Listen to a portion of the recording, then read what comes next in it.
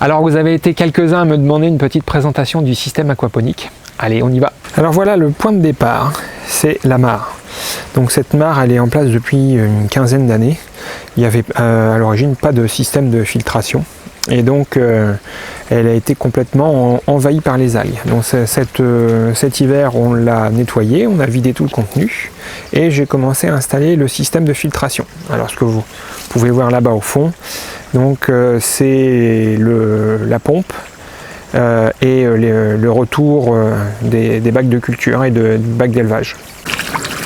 Donc la pompe, vous pouvez voir là pour l'instant, je l'ai installée dans un panier pour éviter de collecter trop de déchets et qu'elle s'encrasse trop vite. Parce qu'en fait le fond de la mare est resté envasé et il va rester comme ça pour l'élevage. Je vous en parle tout de suite après. Donc la pompe, c'est une 25 mètres cubeurs. Donc la pompe, le tuyau de la pompe passe sous terre et il arrive là-haut. Donc ça arrive dans la lampe UV et vous voyez, ça repart dans le premier bac de filtration. Donc en fait ici c'est simplement une grille très fine sur laquelle l'eau coule. Ensuite ça retombe dans le bac de filtration et là il y a différents compartiments, notamment donc un compartiment à balai, vous voyez, avec chacun de quoi le purger. Donc un compartiment à balai, un compartiment avec des mousses et un compartiment avec de la céramique. Donc le trop plein retombe directement ici dans le bac d'élevage.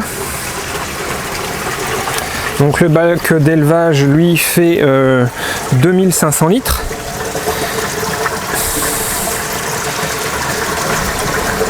Donc il est, vous voyez, en grande partie recouvert, hein, pour pas qu'il y ait trop de lumière qui tombe dedans. Ensuite de ce bac d'élevage,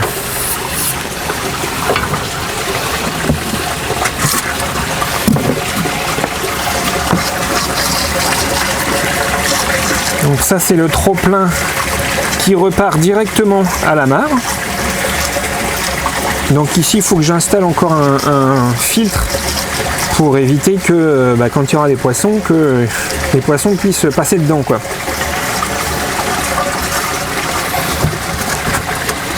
Donc ce trop plein retombe directement ici dans le collecteur ici et ça retombe direct à la mare.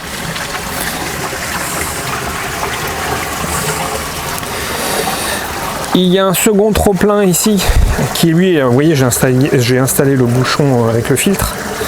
Donc ce trop plein lui tombe directement dans ce tuyau. Alors tous ces tuyaux pour l'instant ils sont encore au jour, hein, mais ça va être recouvert d'ici peu de temps. Là en fait c'était pour m'assurer qu'il n'y ait pas de fuite.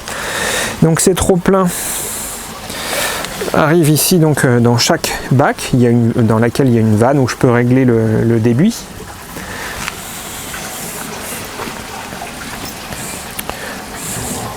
Et on voit l'eau qui coule ici. Et donc par gravité, tiens, on entend là une vidange là. Par gravité, donc l'eau vient alimenter les bacs de culture. Donc chaque bac de culture est équipé donc d'un siphon cloche. Donc le siphon cloche, il est fait donc avec une évacuation en 32 mm. Donc l'évacuation 32, la cloche entre guillemets 80 et la protection 140. Donc hop, ça part là-dessous et c'est collecté dans cette gaine là qui repart elle dans le collecteur là-bas et qui retourne à la mare.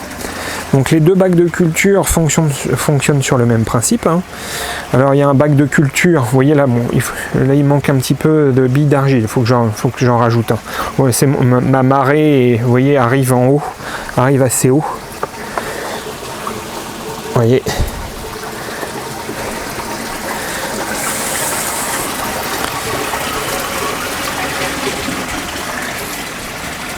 Celui-là aussi il va pas tarder à se vidanger. Donc pour pouvoir purger l'hiver, enfin en tout cas quand j'ai besoin, pour purger cette grande colonne d'alimentation qui est pleine d'eau, vous voyez, il y a un tuyau de 50 qui part et qui va dans un collecteur ici. Donc ça arrive ici, dans lequel, vous voyez, j'ai installé une vanne, donc je peux purger mon système.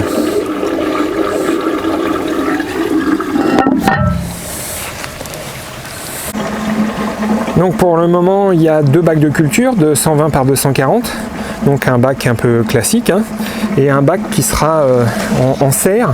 Pour l'instant, j'ai pas encore installé toute la partie en polycarbonate parce que ça demande du temps, et pour l'instant, c'est l'été, donc il n'y a pas. Et puis en plus, il n'y a pas de poissons. Ah oui, c'est ça que j'ai oublié de vous dire, c'est que pour l'instant, dans le bac d'élevage, il n'y a absolument rien. Si ce n'est peut-être quelques tritons qui sont passés dans la pompe, mais pour l'instant il n'y a rien. Et donc, ce qui explique aussi pourquoi la végétation a du mal à se développer, hein, c'est qu'il n'y a pas de nitrate pour l'instant, donc il n'y a pas le cycle de l'azote. Et c'est en attendant donc les nouveaux arrivants. Et donc les nouveaux arrivants, ils vont être installés ici. En fait, la semaine prochaine, je pars en formation élevage d'écrevisses. Donc ça sera, je vais installer une petite centaine d'écrevisses, les écrevisses à pattes rouges. Et donc l'éleveur est venu visiter l'installation, il m'a dit que c'était ok.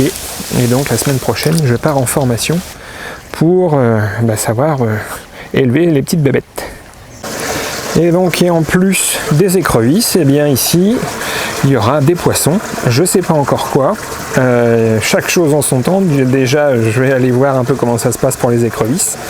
Mais ici, il y aura aussi des poissons. C'est pour ça qu'en fait, que j'ai deux bacs. Enfin, il y a la mare et le bac d'élevage. Ça va me permettre d'avoir 2 populations différentes. J'en profite pour vous montrer une petite amélioration dans la conception de mes bacs sur pied. Vous voyez, en fait ici il y a ce petit mi-bois là et là, et donc du coup ici forcément une solidité accrue, hein, parce que c'est absolument impossible du coup pour le montant de descendre. Donc j'ai fait ça aussi sur celle du milieu. Vous voyez, bon là on voit peut-être moins bien, mais il y a un mi-bois aussi là, et donc de chaque côté, et j'ai des bacs qui sont certainement beaucoup plus résistants que ceux que je faisais avant. Bien voilà pour cette petite présentation rapide. Bien évidemment, je vais vous reparler dans les mois à venir de cette installation aquaponique. Donc si ça vous intéresse, n'hésitez pas, vous connaissez le principe, le pouce en l'air. Si vous pensez que ça peut intéresser quelques petits copains, vous partagez. Et moi je vous dis à bientôt dans une autre vidéo.